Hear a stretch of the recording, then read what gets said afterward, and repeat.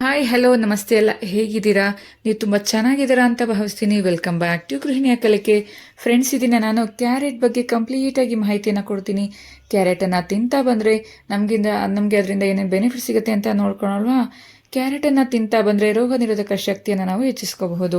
ಹೌದು, ಕ್ಯಾರೆಟನ್ನು ತೆಗೆದುಕೊಂಡು ಅದಕ್ಕೆ 1-2 ಚಮಚ ಜೇನುತುಪ್ಪ, ಅರ್ಧ ಹೋಳು ನಿಂಬೆ ರಸ ಬೆರೆಸಿ ಸೇವಿಸುತ್ತಿದ್ದರೆ ಶ್ವಾಸಕೋಶ ಮೂತ್ರಪಿಂಡಗಳಲ್ಲಿ ಶಕ್ತಿ ಬರುತ್ತೆ ಹಾಗೂ ಶರೀರದಲ್ಲಿ ರೋಗ ನಿರೋಧಕ ಶಕ್ತಿ ಸಹ ಹೆಚ್ಚಾಗುತ್ತೆ.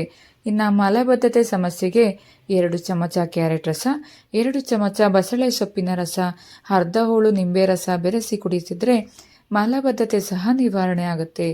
ಇನ್ನು ಹೊಟ್ಟೆ ನೋವು, ಕರಳು ಹುಣ್ಣುಗಳಾದರೆ ಕ್ಯಾರೆಟ್ ರಸ 3 ಚಮಚದಷ್ಟು ದಿನದಲ್ಲಿ 3 ಬಾರಿ ಕುಡಿತಾ ಬರಬೇಕು. ಹೀಗೆ ಮಾಡೋದ್ರಿಂದ ಹೊಟ್ಟೆ ನೋವು, ಕರಳು ಹುಣ್ಣು ಸಹ ನಿವಾರಣೆ ಆಗುತ್ತೆ.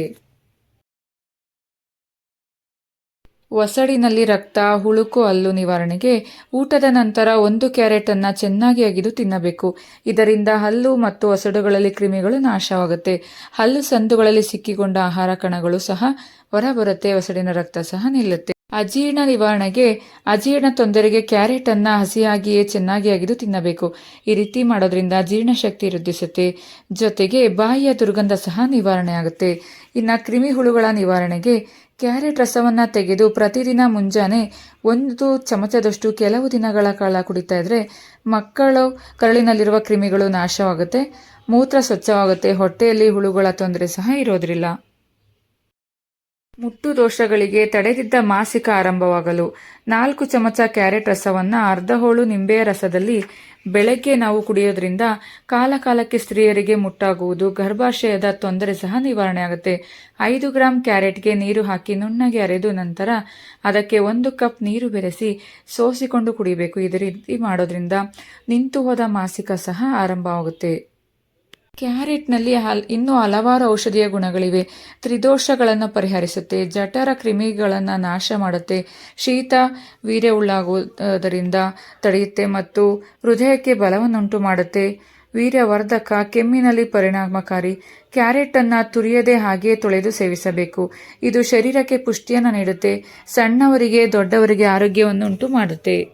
ಕ್ಯಾರೆಟ್ನಿಂದ ಹಲ್ವಾ ತಯಾರಿಸಿ ಸೇವಿಸಿದರೆ ವೀರ್ಯ ವೃದ್ಧಿಯಾಗುತ್ತೆ ಹಾಗೂ ಲೈಂಗಿಕ ಸಾಮರ್ಥ್ಯ ಸಹ ಹೆಚ್ಚಾಗುತ್ತೆ.